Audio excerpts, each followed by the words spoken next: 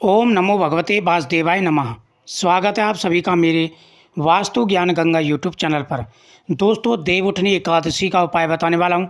देखो, देवउठनी एकादशी को तुलसी विवाह भी किया जाता है। तो माता तुलसी का ये उपाय बेहद ही चमत्कारी और प्रभावशाली।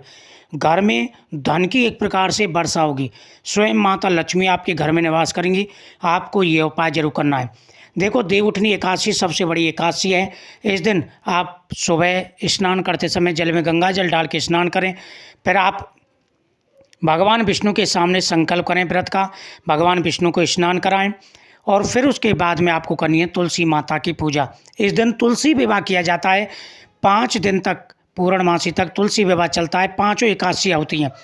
एकादशी से लेकर के और पूर्णमासी तक 5 दिन एकादशियाँ मानी जाती हैं। लेकिन देवउठनी एकादशी है, वो मेन पर्व होता है जिस दिन तुलसी विवाह होता है। बहुत बड़ा पर्व है। 11 दीपक तुलसी माता के सामने आपको जला देने। 2 पीली कौड़ी लेकर के तुलसी जी के गमले में डाल दे, 2 हल्दी गांठ और 1 रुपये का सिक्का, और तुलसी माता से धन प्राप्ति के लिए निवेदन करें।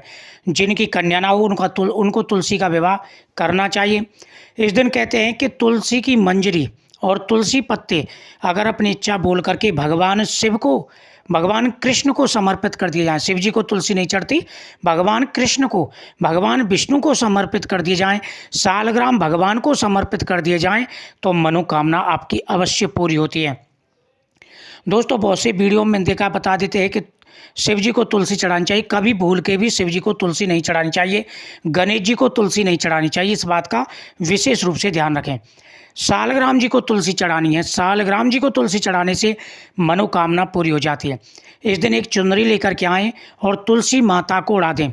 तुलसी माता के सामने 11 दीपक जला दें। तुलसी माता की परिक्रमा करें। ऐसा करने से मनोकामना पूरी हो जाती है। कहते हैं कि आज के दिन, एकादशी के दिन, देवउठनी एकादशी के दिन अगर आप तुलसी का पौधा मंदिर में लगा करके आते हैं तो उसके बराबर पुण्य कोई भी नहीं मिलता। इतना बड़ा पुण्य मिलता है जिसका वर्णन नहीं किया जा सकता। इस दिन जितने तुलसी के पत्ते भगवान सालग्राम जी को चढ़ाए जाएं, भगवान विष्णु को चढ़ाए जाएं, उतने जन्मों के पाप नष्ट हो जाते हैं। तो ये उपाय आपको करना है। तुलसी भगवान को समर्पित करनी है और तुलसी के सामने 11 दीपक जलाने। तुलसी माता की आपको परिक्रमा करनी है और एक कपड़ा लेकर के तुलसी माता को उड़ा देना है। इस दिन गौ माता का पूजन करें। गौ माता को केले का फल, आंवले की गुठली निकाल करके आंवला खिला के आए, रोटी पर रख करके मनोकामना पूरी हो जाती है।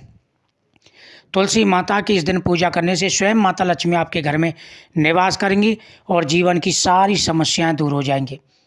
दोस्तों, एकादशी के दिन भगवान विष्णु के सामने संकल्प करें, एकादशी का व्रत रखें, एकादशी की कथा का श्रवण करें।